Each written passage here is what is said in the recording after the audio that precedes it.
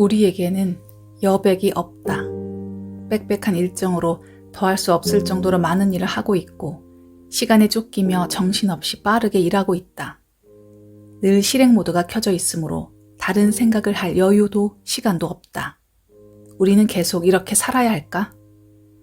우리가 정말 원하는 삶을 살 수는 없을까? 안녕하세요. 나에게 힐링책입니다. 오늘 소개해드릴 책은 도리 클라크의 롱 게임입니다. 이 영상을 보고 계신 분 중에 한 명이라도 바쁘지 않은 사람은 없을 겁니다. 이렇게 매일 동동거리고 열심히 사는데도 상황이 좋아지지는 않을 때 우리는 잠시 쳇바퀴에서 내려와야 합니다.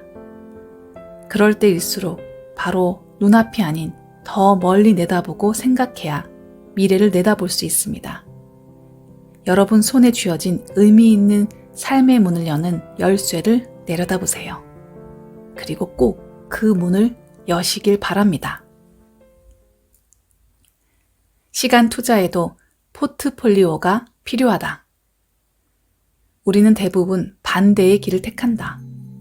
리스크가 크다는 사실을 알기 때문에 안전한 길을 걷는 것이다. 부모가 추천하는 대학이나 대학원에 들어가고 안정적인 직장을 구하고 다수가 이미 검증한 길을 따라간다.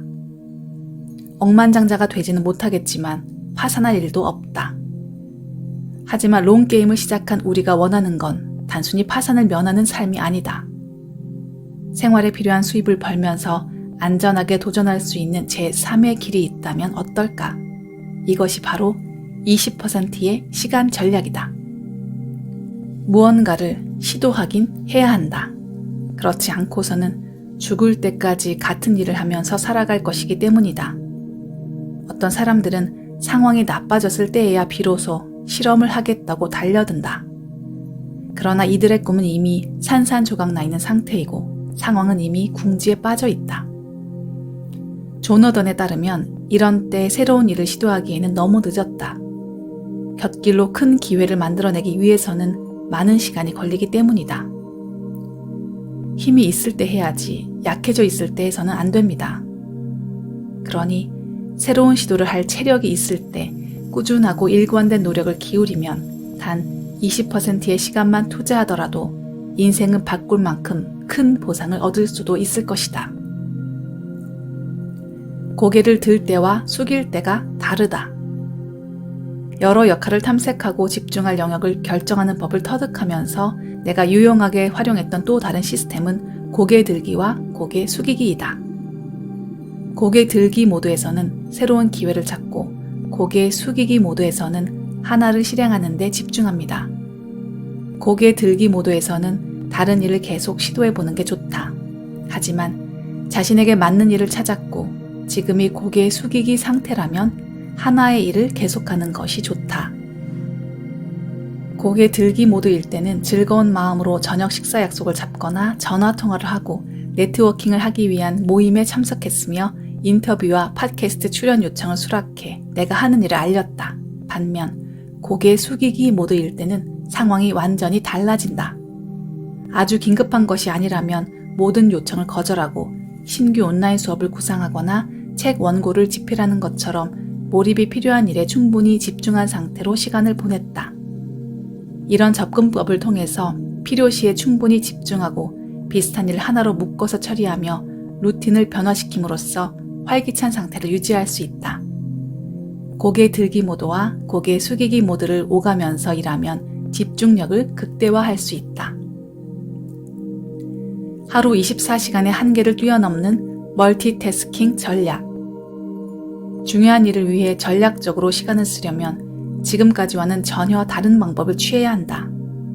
어떻게 하면 일을 한 번만 하고 10번 한 것과 같은 효과를 낼 수 있을까? 예를 들면 블로그 포스트를 하나 만들고 이것을 다른 소셜미디어에 공유하는 것이다. 페이스북에 블로그로 연결되는 링크를 걸어두고 트위터에는 발췌한 인용글을 공유하고 인스타그램에는 관련 이미지를 업로드하고 핵심적인 내용만 축약한 짧은 글은 링크드인에 발행한다. 노력을 조금만 더 들이면 하나의 글을 쓰는 노력의 단 10%로 최대한 많은 소셜미디어에 배포해 훨씬 많은 사람들에게 내 글을 노출할 수 있다. 이렇듯 대부분의 사람들은 한 가지 일을 한 뒤에 멈춰선다. 아주 힘들고 시간과 비용이 많이 드는 일은 더더욱 그렇다.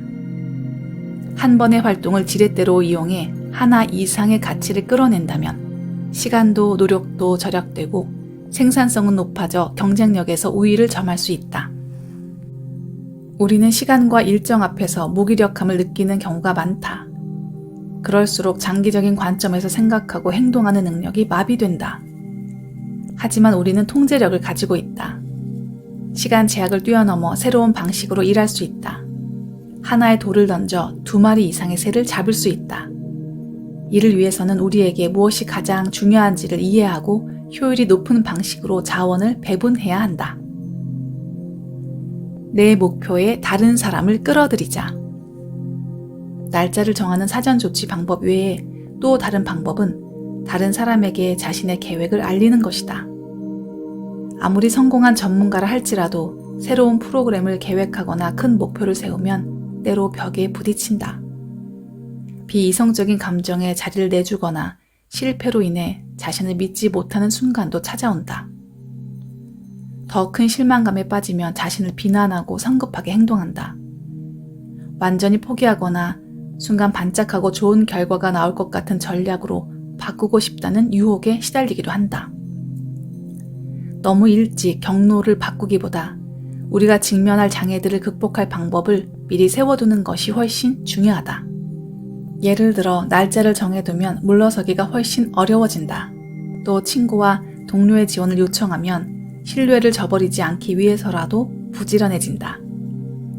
장애물을 완전히 피해가기는 어렵다. 성공하고 싶다면 도중에 마주치게 될 장애물을 기어오르거나 뚫고 지나가거나 완전히 돌파할 방법을 찾아야 한다. 때로는 돌아가는 방법도 있다. 어떤 길을 택하든 그건 당신의 몫이다. 그렇지만 단 한 가지 선택해서는 안 되는 길은 바로 포기하는 것이다.